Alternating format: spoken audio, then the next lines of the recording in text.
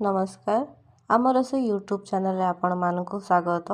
आज आम बनाइबा चना मसला जहाँकि बहुत स्वादिया लगे एवं भात रुटी एवं टिफिन रे खाइबा को भल लगे।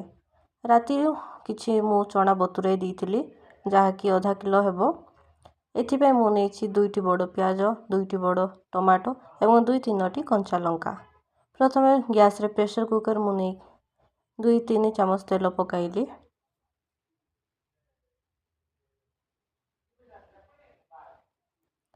दुई तीनोटी सुखिला लंका पकाइबे। टिके रंग हो सारिबा परे दुई तीनोटी कंचा लंका जोटा कि आगरू मु काटी देइथिली एवं कटा हो जाइथिबा सबु जाक प्याज पकाई देबे।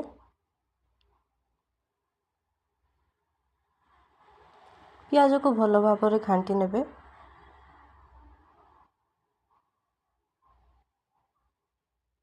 जहाँकि सबुआड़े समान भाजी हो जिवो।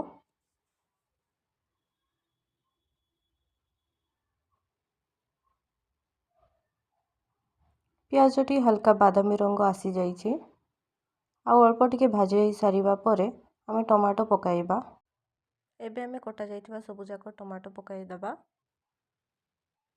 एवं भल भाबरे प्याज सहित मिसाई दबा।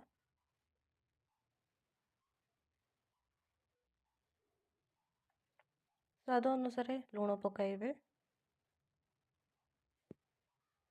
गोटे चामच हळदी गुंड,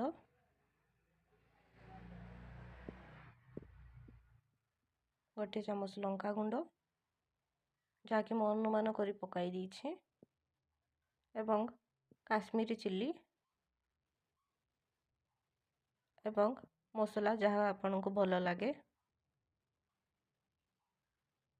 समस्त को आमे मिसाई घांटी नबा।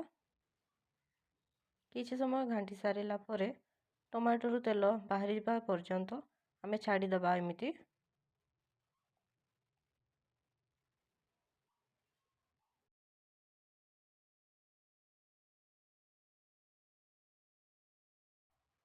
टमाटो तेल बाहरी जाइछि।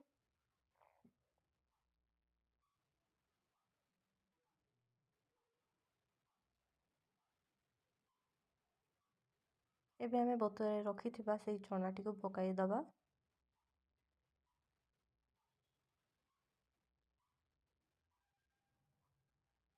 एवं भल भाबे सेई मसला सहित चनाटी को भल से मिसाई दबा।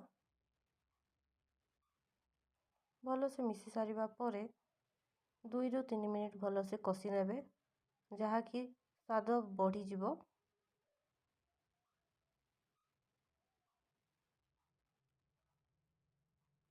एवं मु किछि आधा लिटर पानी दे दीजिए। जदि आपनको अधिक झोल दरकार तेबे अधिक पानी आपण पकाई नेबे। एवं पानी पकाई सारिला परे आमे प्रेशर कुकर को बंद कर नबा एवं 5-6टी सीटी आसीबा पर्यंत अपेक्षा करिबा। एवं सीटी एबे आसी जाइछि।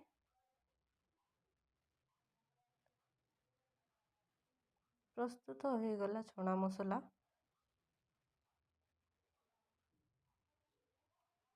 देखंतु चनाटी भल भाबरे सिझी जाइछि। एबे आमे गोटे बाउल रे एटा काढी नबा।